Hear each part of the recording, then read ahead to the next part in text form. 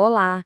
Na gestão de propriedades existe um erro bem comum, silencioso, que custa tempo, dinheiro e principalmente tranquilidade. Mas a boa notícia é que ele pode ser corrigido e com um método surpreendentemente simples, viu? Vamos descobrir qual é? Vamos direto ao ponto, com uma pergunta para a gente refletir um pouco. Na última semana, quantas vezes uma tarefa passou na frente de outra só porque alguém insistiu mais e não porque ela era de fato a mais importante? Se a resposta não for um não imediato, essa análise aqui foi feita para ajudar a resolver isso. E aqui a gente chega no coração da coisa. O tal do erro silencioso é exatamente este: priorizar as coisas pelo volume da reclamação, pelo barulho que elas fazem, em vez de avaliar o risco real que aquele problema representa para o patrimônio. E olha, é importante dizer que isso não acontece por mal nem por falta de cuidado. Muito pelo contrário. O que falta, na verdade, é um método claro. Porque sem um guia, a nossa tendência natural é correr para apagar o incêndio que está fazendo mais fumaça, e não necessariamente o que é mais perigoso de verdade. E isso acaba levando a gente para um fenômeno que dá para chamar de ilusão da produtividade. É aquela sensação de estar super ocupado, sabe, resolvendo um monte de coisinha, enquanto os problemas que são realmente críticos ficam ali, de lado, crescendo em silêncio. E o contraste que a gente vê aqui é perfeito. De um lado, a gestão reativa é aquela correria constante para apagar pequenos incêndios, atendendo chamados, mediando conflitos. Parece produtivo, não parece? Mas aí do outro lado estão os problemas estruturais, quietinhos, como infiltrações, a inadimplência crescendo. Eles são ignorados porque, bom, eles não gritam por atenção.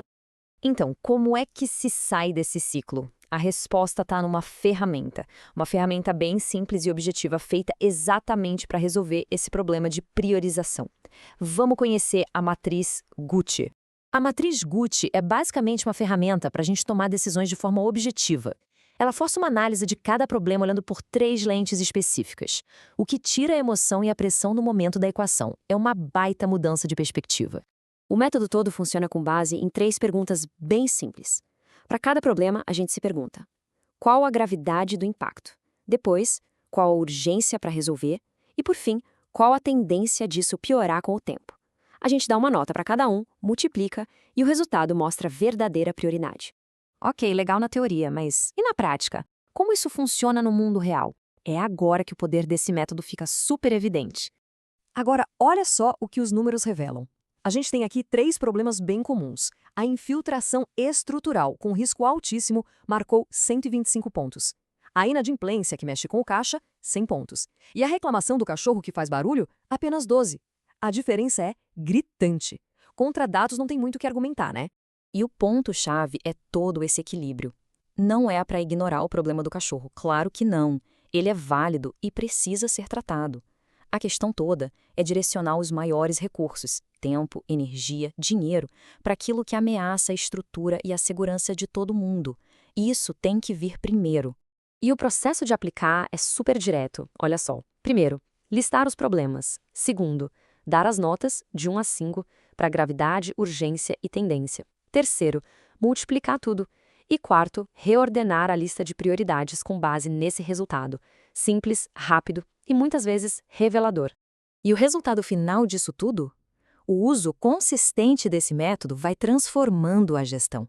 Ela deixa de ser só reativa e passa a ser estratégica. Imagina só a diferença na próxima reunião. Em vez daquele caos, daquelas discussões baseadas em achismo e na pressão de quem fala mais alto, a conversa passa a ser produtiva, guiada por uma lista de prioridades clara e, o mais importante, baseada em dados. A dinâmica muda completamente. Os benefícios a gente sente na pele, e rápido. As reuniões ficam mais calmas, mais produtivas, o conselho e a gestão ficam mais alinhados. E talvez o melhor de tudo: aquelas crises que parecem surgir do nada diminuem drasticamente, porque os problemas são vistos e tratados antes de explodirem.